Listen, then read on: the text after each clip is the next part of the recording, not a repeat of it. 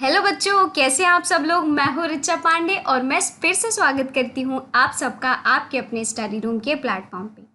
तो आज हम पढ़ने वाले हैं कक्षा 9वीं की छठी अध्याय जिसका नाम है जनसंख्या।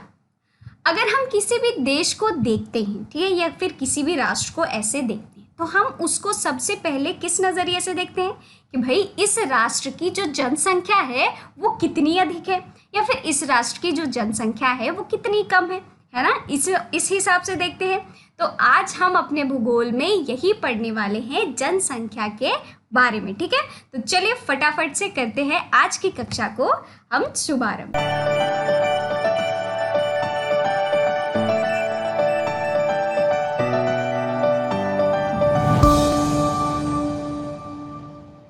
तो देखिए, हम सबसे पहले जानेंगे कि आखिरकार जो जनसंख्या होती है वो क्या होती है। जनगणना के बारे में तो हम जानेंगे ही जानेंगे, लेकिन सबसे पहले जो हमारा अध्याय है जिसका नाम है जनसंख्या, उसके बारे में हम आइए जान लेते हैं।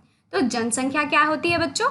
देखिए, किसी भी राष्ट्र में, ठीक है, या फिर किसी भी क्षेत्र में या किसी भी जगह में जब बहुत सारे लोग, ठीक है, एकजुट मिलके रहते हैं एक उस क्षेत्र में या उस राष्ट्र में या उस जगह पे, तो हम उसे कहते हैं वहाँ की जनसंख्या।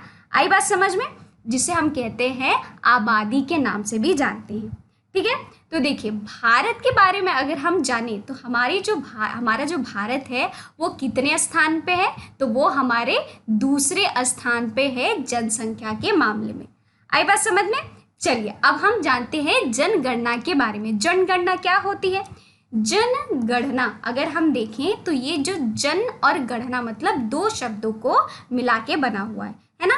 तो देखिए, जन का मतलब आप क्या समझते हैं यहाँ पे। जन का मतलब होता है लोग, है ना। और गणना जो होती है वो क्या होती है, गणना। गणना का क्या मतलब होता है यहाँ पे, गिनती, गिनती, है ना। मतलब हम लोगों की गिनती कर रहे हैं तो उसे ही हम कहते हैं जनगणना, ठीक है। तो देखिए, भारत में सबसे पहले ये जो जनगणना जो लाई गई थी या फिर की गई थी जनगणना लोगों की, ठीक है, वो सबसे पहले की गई थी 1872 में, ठीक है। किसके द्वारा की गई थी, लॉर्ड मायो के द्वारा, ठीक है। किसके, लॉर्ड मायो, ठीक, इनके द्वारा सबसे पहले हमारे भारत देश में जनगणना की गई थी, जो कि मतलब अच्छी तरीके से नहीं की गई थी, या फिर हम एक ऐसा बोल सकते हैं कि ये आधी अधूरी जनगणना थी। लेकिन उसके बाद जो जनगणना की गई, पहली पूर्ण जनगणना हालांकि वर्ष 1881 में वो लाई गई थी, ठीक है। सबसे जो पहली पूर्ण जो जनगणना है, ठीक है, वो लाई गई थी 1881 में। अब आप बोलेंगे जो जनगणना है वो मतलब कितने साल पे की जाती है, तो बच्चों वो हर 10 साल पे, ठीक, हर 10 साल के बाद हमारी जो जनगणना है वो की जाती है। मतलब लोगों की गणना की जाती है, लोगों की गिनती की जाती है, ठीक है, हर 10 साल के बाद। आई बात समझ में। तो जैसे कि कभी आपने देखा होगा कि आपके घर पे लोग आए हैं, ठीक है, कोई गवर्नमेंट की तरफ से आए हैं, तो वो आपके घर में पूछ रहे हैं कि आपके घर में आखिर कितने लोग रहते हैं, है ना, कौन कौन रहते हैं। आपकी मम्मी रहती हैं, आपके पापा रहते हैं, भाई बहन, और कौन रहता है, दादी दादा अगर रहते होंगे, है ना। तो वो लोग के नाम पूछते हैं और आखिरकार कितने लोग हैं उस घर में वो भी जानते हैं। तो वो एक जो जनगणना है सरकार द्वारा की जाती है, ठीक है, जिससे कि पता लगा पाए कि हमारे भारत देश में कितने लोग रहते हैं, ठीक है, उनकी गिनती कर पाए। आई बात समझ में। चलिए बढ़ते हैं आगे और हम जानते हैं भारत की जनसंख्याई की आखिरकार उसकी अंग्रेजी में जिसे हम कहेंगे डेमोग्राफिक्स, है ना, कितनी है, ठीक। मार्च 2011 को भारत की जनसंख्या जो थी वो थी 1210.6 मिलियन, ठीक है। कब थी, 2011 में, ठीक, जो कि असमान रूप से 3.28 मिलियन वर्ग के क्षेत्र में विपरीत क्या की गई थी, 3.28 मिलियन वर्ग की क्षेत्र में इसका वितरण किया गया था, ठीक है।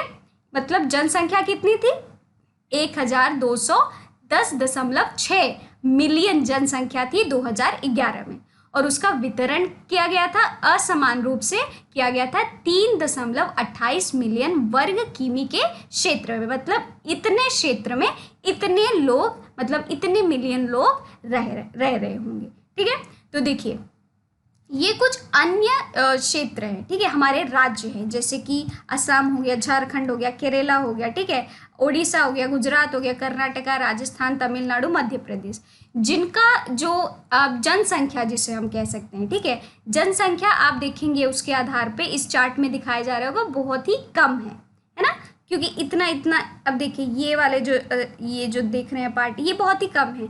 अब वहीं पे ये जो दूसरी तरफ आप आएंगे तो उत्तर प्रदेश देखेंगे, उसकी जनसंख्या आप देख रहे कितनी अधिक है ना, इसकी 16.0% जनसंख्या इसकी, है ना।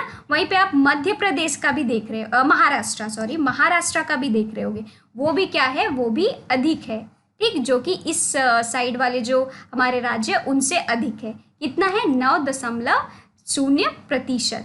वहीं पे आप यहाँ पे देखेंगे तो बिहार का भी वही कुछ हाल है, 9.0%। वहीं पे आप देखेंगे हमारा पश्चिम बंगाल है, उसका 8.0% है। वहीं पे आंध्र प्रदेश देखेंगे तो वो 7.0% है। तो ये क्या दर्शा रहा है बच्चों, ये दर्शा रहा है इन राज्यों की हमारी जनसंख्या, मतलब इन राज्यों में जो जनसंख्या है वो कितने प्रतिशत है। आ गई बात समझ में। चलिए बढ़ते हैं आगे। अब हम यहाँ पे कुछ बुद्धिशीलता प्रश्न जो है उसका उत्तर निकालेंगे। ठीक है, क्या पूछ रहा है ये प्रश्न, भारत में जनसंख्या के असमान वितरण का क्या कारण हो सकता है, मतलब कौन कौन से ऐसे कारण हैं जो कि असमान वितरण उसकी वजह से हमें देखने को मिलते हैं। तो आइए पहले लिख लेते हैं, फिर मैं आपको उसके बारे में समझाऊंगी। ठीक, सबसे पहली है भूमि की विशेषताएं। ठीक है, भूमि की विशेषताएं। ठीक, अब दूसरा कौन सा है, दूसरा है हमारा मिट्टी, तीसरा है जलवायु।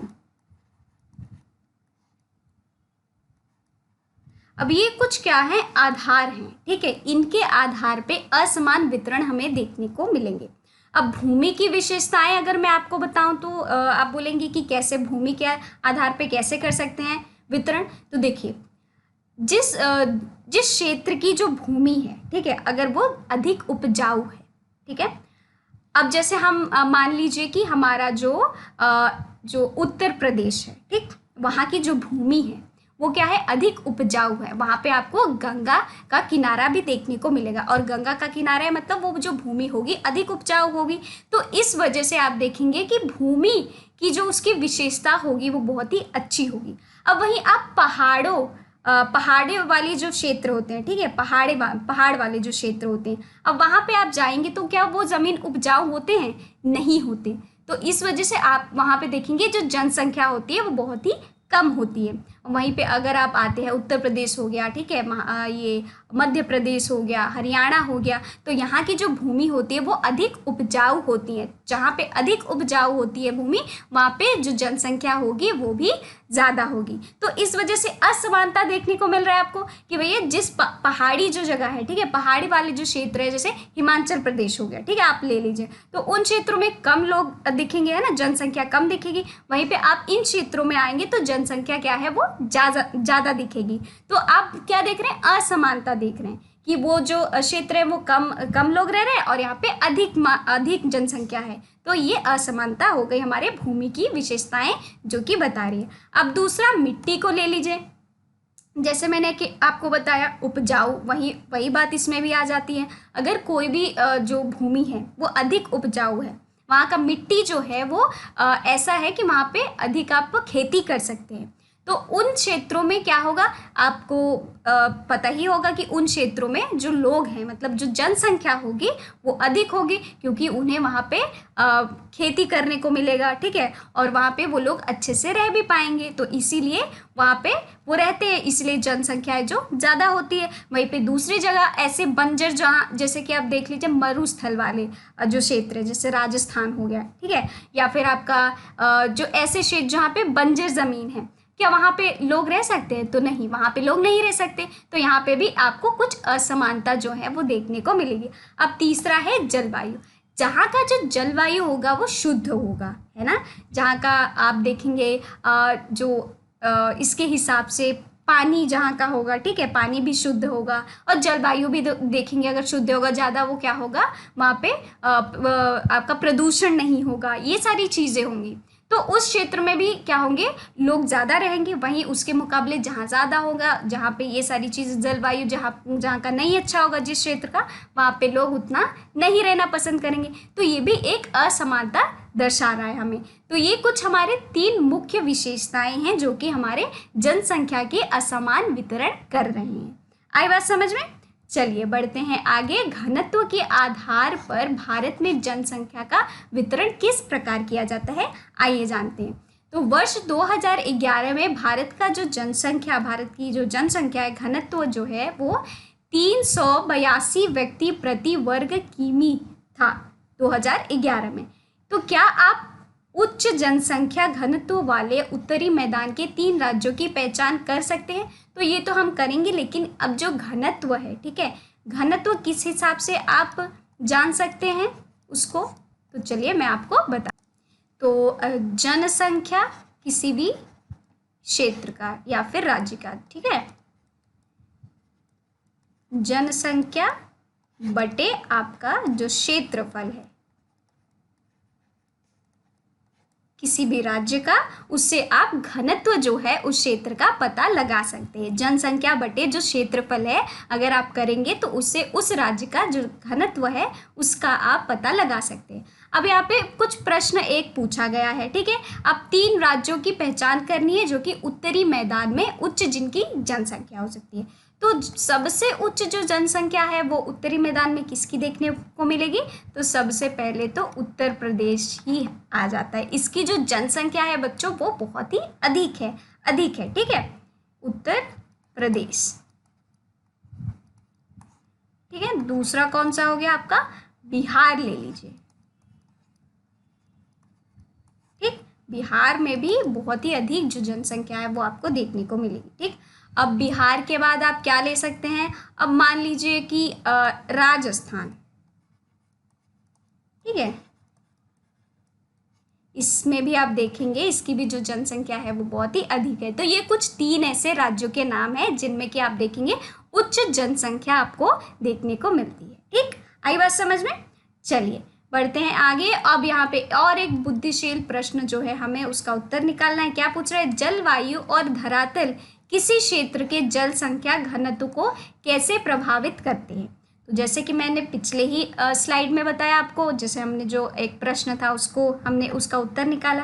तो जलवायु और जो धरातल है किसी भी क्षेत्र के, अगर वो अच्छा होगा, ठीक है, मतलब अच्छे होंगे, उस क्षेत्र का जलवायु अच्छा होगा, वातावरण भी अच्छा होगा, धरातल भी अच्छी होगी, ऐसी भूमि होगी जो कि उपजाऊ होगी, वहाँ पे किसान क्या कर सकेंगे? किसानी कर सकेंगे, खेती कर सकेंगे, है ना, ये सारी चीज़ें कर सकेंगे।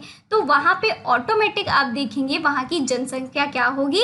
अधिक होगी। और अधिक जब जनसंख्या होगी तो हम उसका घनत्व जो है वो भी निकाल सकते हैं। कैसे निकाल सकते हैं? जनसंख्या बटे क्षेत्रफल करके, है ना। आगे बात समझ में? तो आ गया आपको इसका उत्तर। चलिए बढ़ते हैं आगे। अब हम क्या पढ़ने वाले? अब हम दूसरा जो टॉपिक है इस अध्याय का वो पढ़ने वाले हैं। क्या है वो? जनसंख्या वृद्धि एवं जनसंख्या परिवर्तन की प्रक्रिया। मतलब जनसंख्या जो है उसकी वृद्धि किस प्रकार हो सकती है, या फिर जनसंख्या का जो परिवर्तन है वो किस प्रकार किया जा सकता है। कौन सी ऐसी प्रक्रियाएं हैं जिसके वजह से उसका परिवर्तन हमें देखने को मिलता है। तो आइए हम डालते हैं नज़र उन पर। जनसंख्या परिवर्तन, तो देखिए, जनसंख्या वृद्धि का तात्पर्य एक निश्चित अवधि के दौरान किसी देश या क्षेत्र के निवासियों की संख्या में जो परिवर्तन होता है उससे हम जनसंख्या वृद्धि जो है उसका अनुमान लगा सकते हैं। ठीक है, समझ में आ गई। तो देखिए, यहाँ पे एक चार्ट आपको देखने को मिल रहा होगा जिसमें कि ये जनसंख्या जो है मिलियन में ये जो है ये लाइन दिखा रही है, और ये जो है आपका जनसंख्या, भारत की जो जनसंख्या है पूर्ण संख्या, और 1901 से लेकर 2011 तक की यहाँ पे पूरी आपको जनसंख्या भारत की दिखाई जा रही है। तो सबसे अधिक आप देख रहे हैं 2011 में ही जो जनसंख्या है वो बढ़ी है। कितनी? 1200 मिलियन। आप देखेंगे 2011 में 1200 मिलियन जो है जनसंख्या हमें देखने को मिलेगी। ठीक है, आई बात समझ में। तो कितना है ये बढ़ के आपका 1210.19। ठीक है, आई बात समझ में। तो मतलब ये जनसंख्या है जो मिलियन के आधार पे ये इस तरह से दिखाया जा रहा है, और ये भारत की जनसंख्या 1901 से लेके 2011 तक दिखाया जा रहा है इस चित्र में। ठीक, चलिए बढ़ते हैं आगे। जनसंख्या परिवर्तन जो है वो किस प्रकार हो सकता है? तो जनसंख्या में परिवर्तन को प्रति वर्ष पूर्ण संख्या या फिर प्रतिशत परिवर्तन के रूप में व्यक्त किया जा सकता है। मतलब प्रति वर्ष पूर्ण संख्या या फिर प्रतिशत, उसके प्रतिशत के भी आधार पर आप परिवर्तन जनसंख्या का कर सकते हैं। अब यहाँ पे भी एक चार्ट है, प्रतिशत दशकीय विकास दर, ये जो दिख रहा है इस लाइन में आप देखेंगे, और वहीं पे ये जो लाइन है 1951 से 2011 के दौरान भारत की जनसंख्या का वृद्धि जो दर था वो दिखाया जा रहा है। अब आपने एक चीज़ यहाँ पे ध्यान दी होगी कि 2011 तक ही क्यों?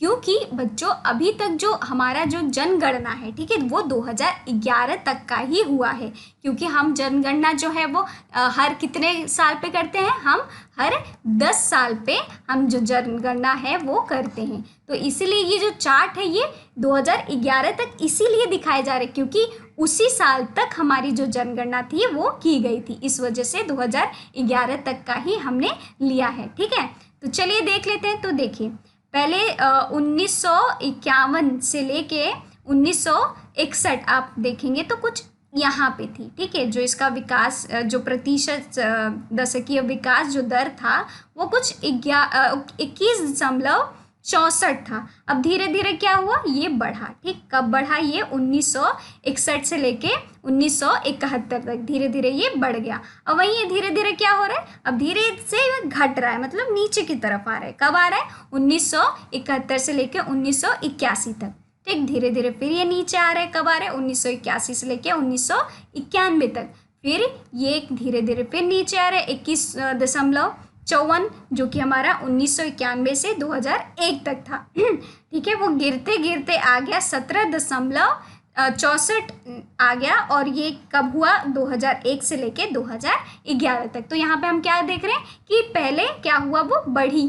ठीक है, बढ़ने के बाद धीरे धीरे धीरे धीरे क्या हो गया बच्चों? वो घटती गई। जो आपका प्रतिशत जो दशकीय विकास जो दर है वो यहाँ पे क्या होते गया?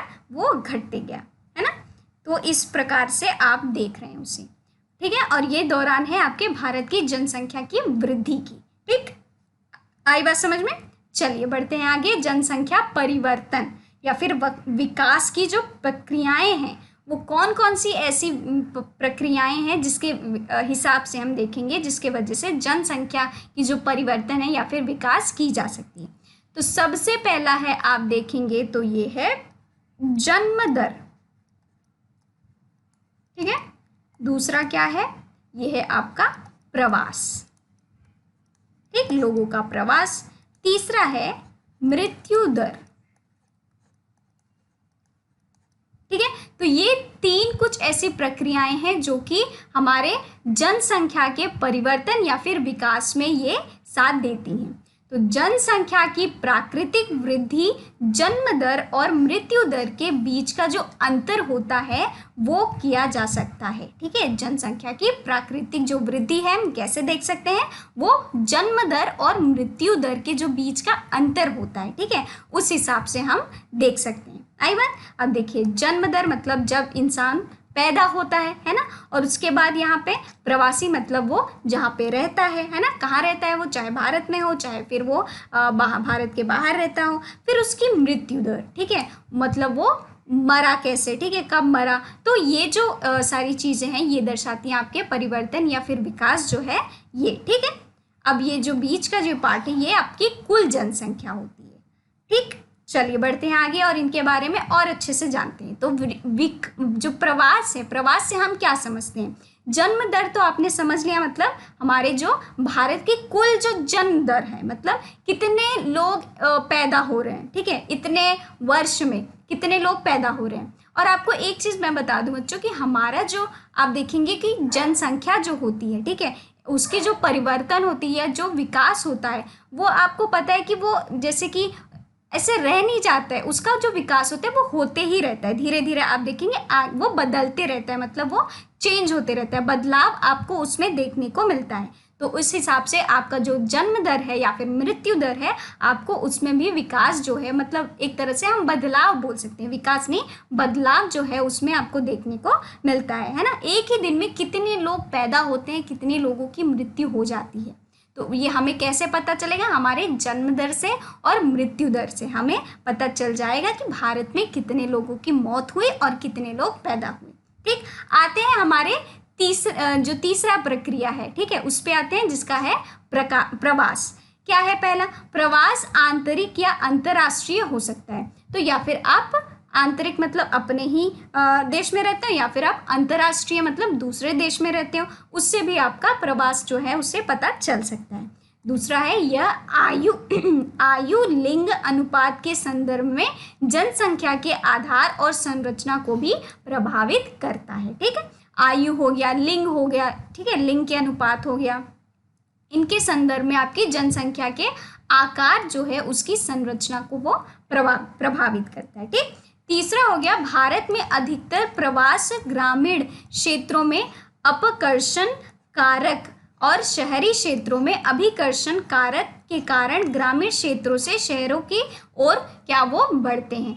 आपने देखा होगा कि जो आजकल का जो दौर चल रहा है, ठीक है, आजकल भी आप देखेंगे तो गांव में कोई खेती नहीं करना चाहता, ठीक, क्योंकि पैसे की इतनी ज़्यादा किल्लत रहती है, इतनी समस्या रहती है कि अब लोग सोचते हैं कि शहरों में जाएंगे, काम करेंगे इतने महीने तो हमें इतने पैसे मिलेंगे।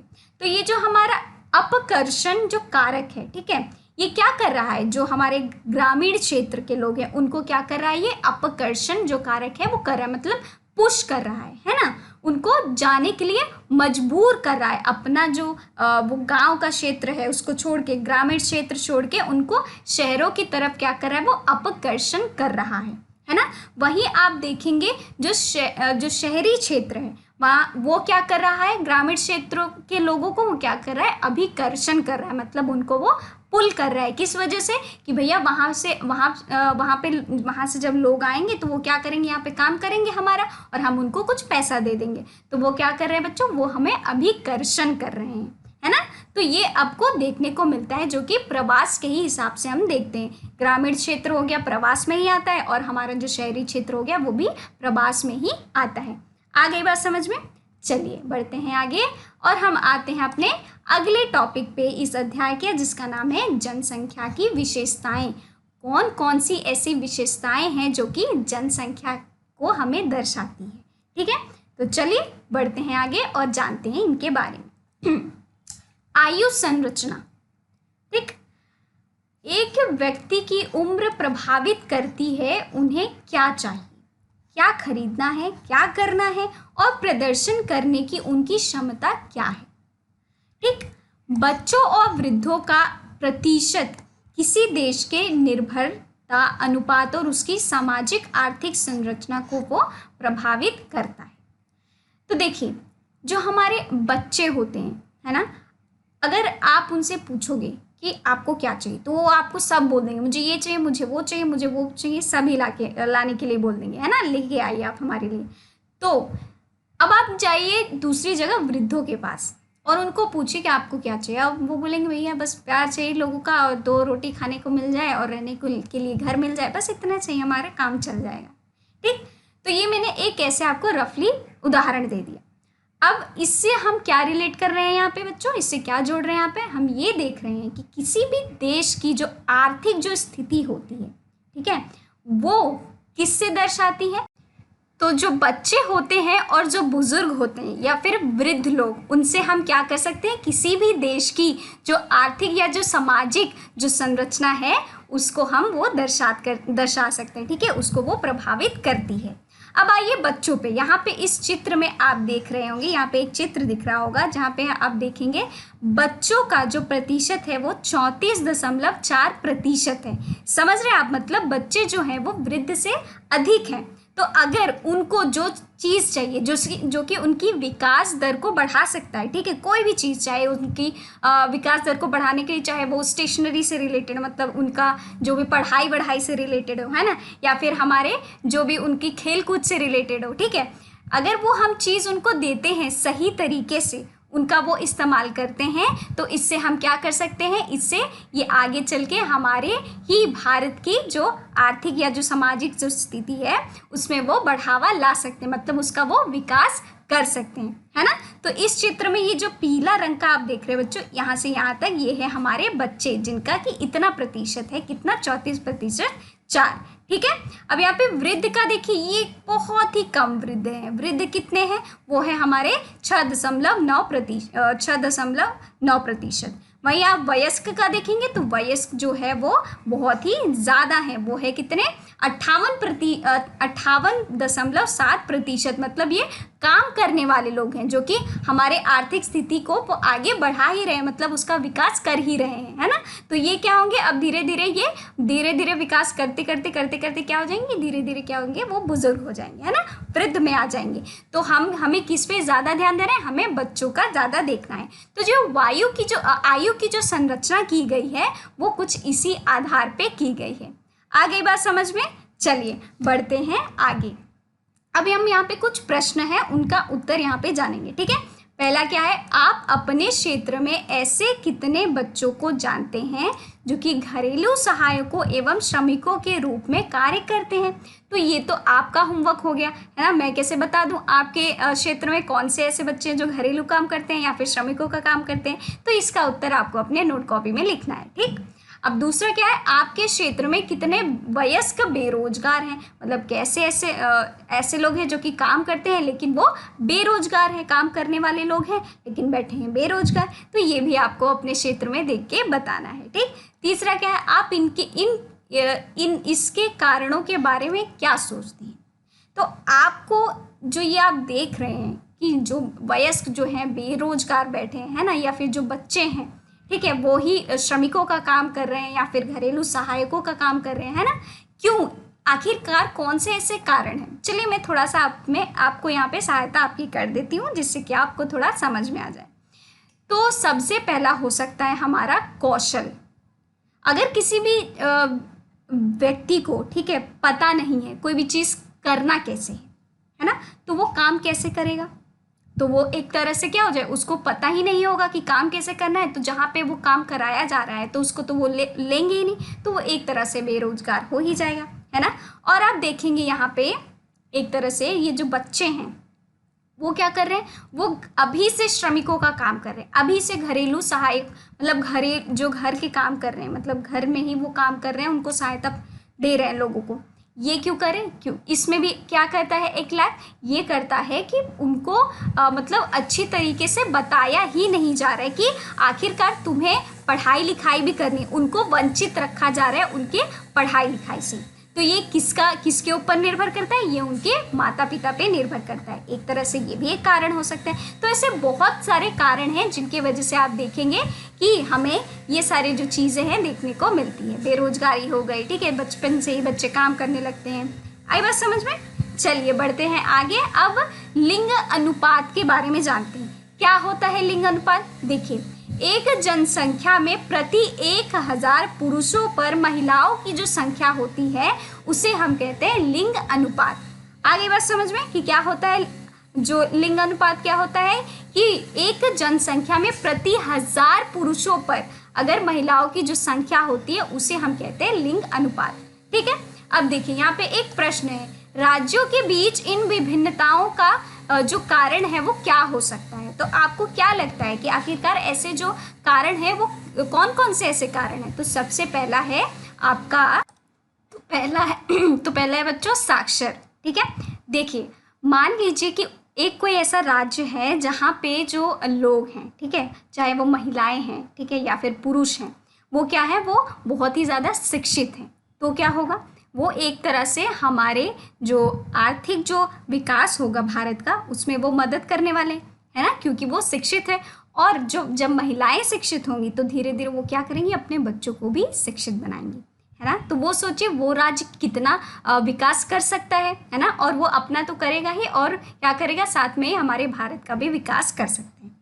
ठीक है, अब मान लीजिए कोई ऐसा राज्य है जहाँ पे मतलब लोग ज़्यादातर क्या है, वो ज़्यादातर अनपढ़ हैं, ठीक है, पढ़े लिखे नहीं हैं, उन्हें नहीं पता कुछ भी।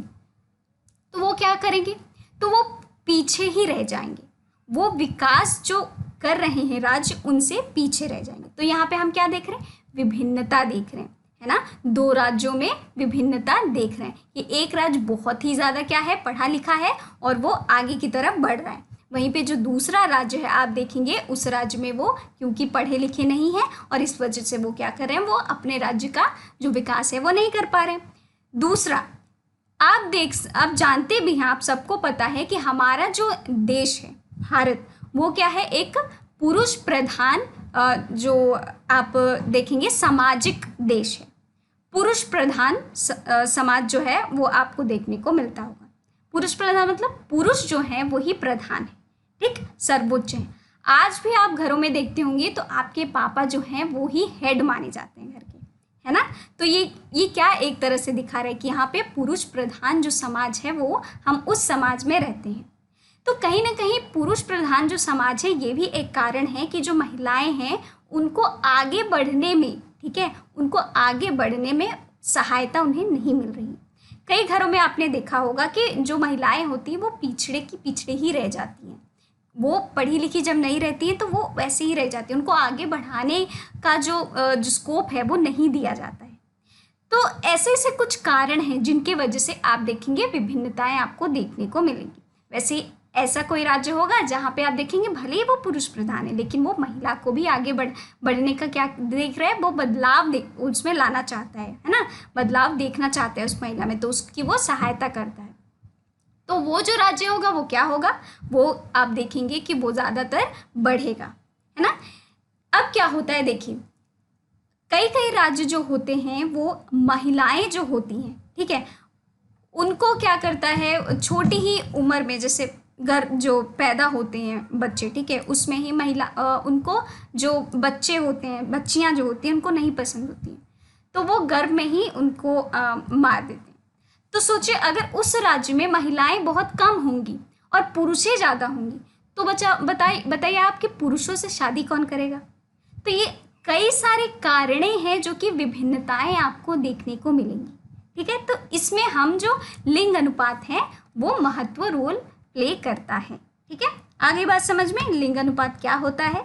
चलिए बढ़ते हैं आगे। अब हम आते हैं साक्षरता दर क्या होती है। ये नवीनतम जनगणना के अनुसार भारत की साक्षरता जो दर है वो है 73%। पुरुषों के लिए क्या है 80.9% और महिलाओं के लिए है वो 64.6%। आ गई बात समझ में।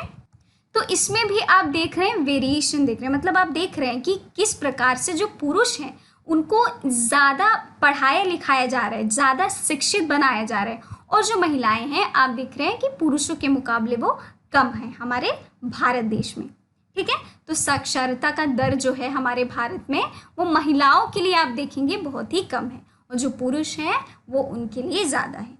आज भी हम 21वीं शताब्दी में रह रहे हैं लेकिन फिर भी कहीं ना कहीं ये जो चीज़ है वो हमें देखने को आज भी मिलेंगी, ठीक। आगे बात समझ में। चलिए बढ़ते हैं आगे। और व्यावसायिक संरचना क्या होती हैं, आइए इनके बारे में जानते हैं।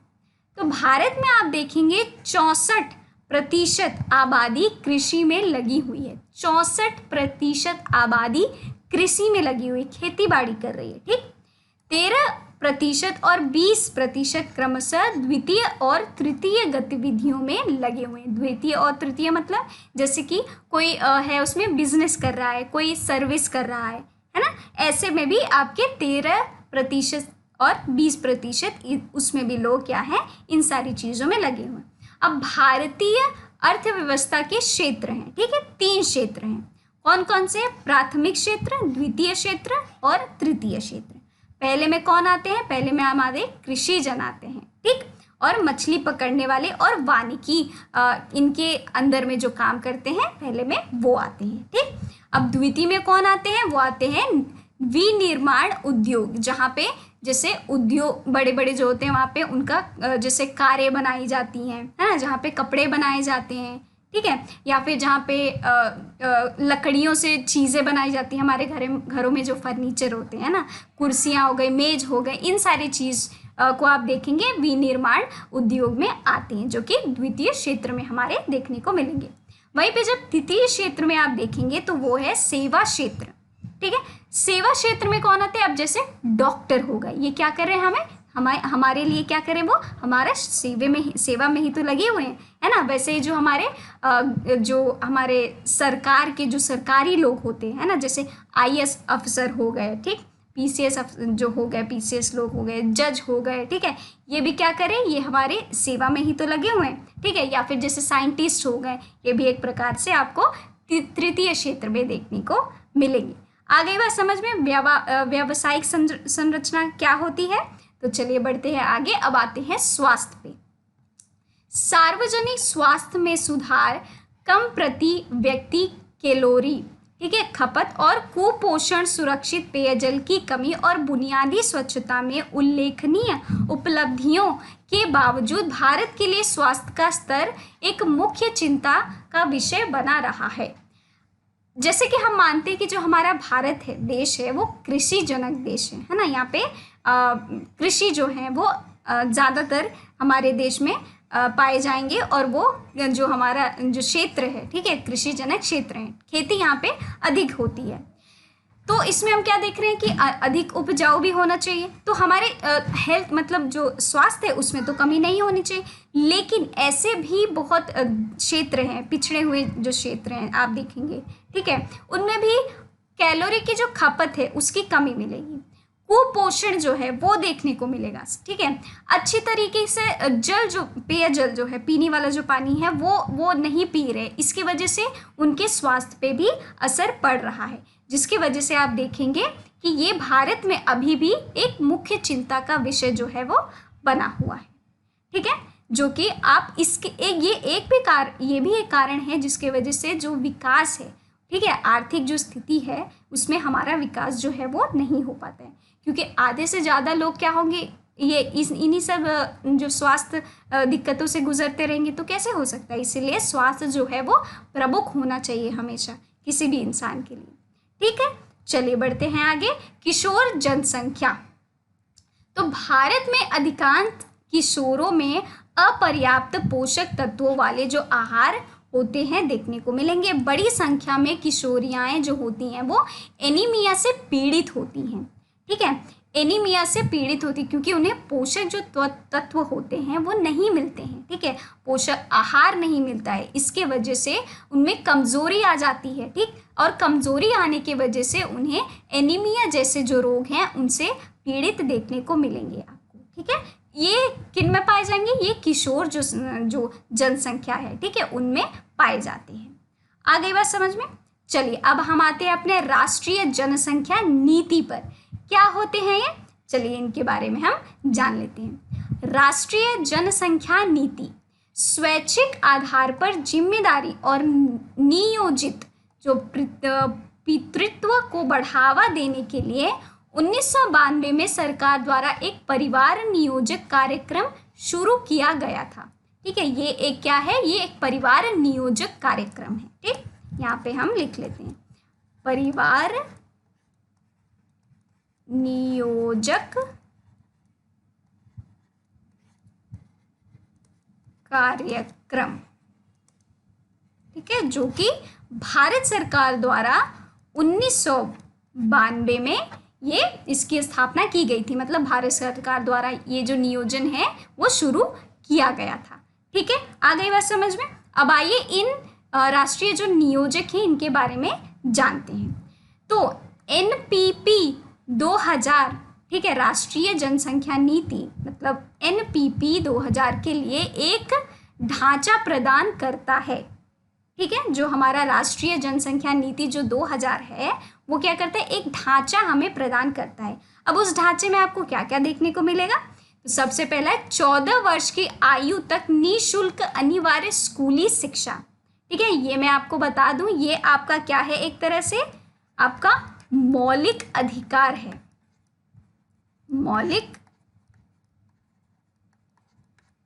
अधिकार जो कि हमारे संविधान जो है, हमारे भारत का जो संविधान है उसके द्वारा हमें दिया गया है कि 14 साल तक जो बच्चे होते हैं, ठीक है, उसके अंदर उनमें उन्हें पढ़ाने मतलब उनको शिक्षा प्रदान करने के लिए जो वो जब स्कूल भेजे जाएंगे सरकारी जो स्कूलों में, तो उनकी निःशुल्क जो है उनको मतलब पैसा नहीं देना पड़ेगा, उतने उम्र तक वो क्या कर सकते हैं, निःशुल्क बिना पैसे के ही वो पढ़ सकते हैं। ये हमारे भारत सरकार द्वारा ये जो योजना थी, इसको नीति जो थी वो निकाली गई थी। और ये एक तरह से हमारा मौलिक अधिकार भी है कि हमें क्या करना चाहिए, हमें अपने ये जो बच्चे हैं उनको पढ़ाना है, जो कि 14 साल के उम्र तक है उनको पढ़ाना है, उनको आगे बढ़ाना है, जिससे कि हमारी आर्थिक जो विकास है उसमें भी वो हमें सहायक होंगे। ठीक है, दूसरा क्या है, शिशु मृत्यु दर को प्रति 1000 जीवित जन्मों पर 30 से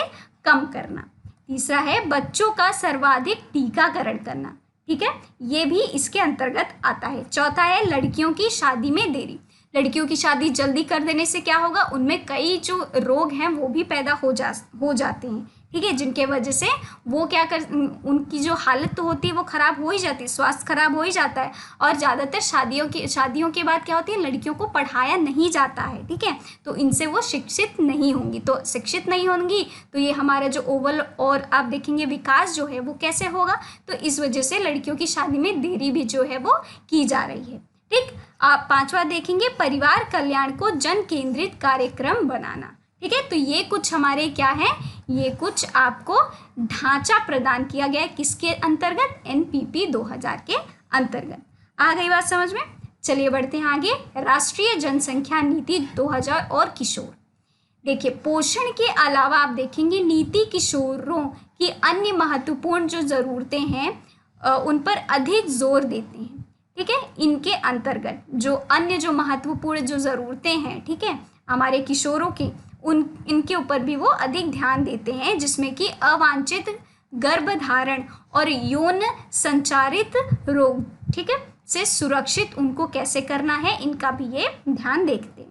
ठीक है, विलंबित विवाह और किशोरों के लिए यौन शिक्षा को प्रोत्साहित करना, ये सारी चीज़ें भी इनमें हैं शामिल। आगे बात समझ में। तो चलिए बच्चों, आज की कक्षा को हम करते हैं यहीं पे समाप्त। मिलते हैं हम अपनी अगली कक्षा में, जिसमें हम क्या करेंगे, कुछ प्रश्नों के उत्तर जो है हम लिखेंगे। ठीक है, तब तक के लिए आप इस अध्याय को अच्छी तरीके से क्या करिए, इसको दोहराते रहिए, क्योंकि ये भी बहुत ही आवश्यक मतलब महत्वपूर्ण अध्याय है आपके कक्षा 9वीं के भूगोल का। आगे बात समझ में। चलिए, तो हम आज की कक्षा को यहीं पे करते हैं समाप्त।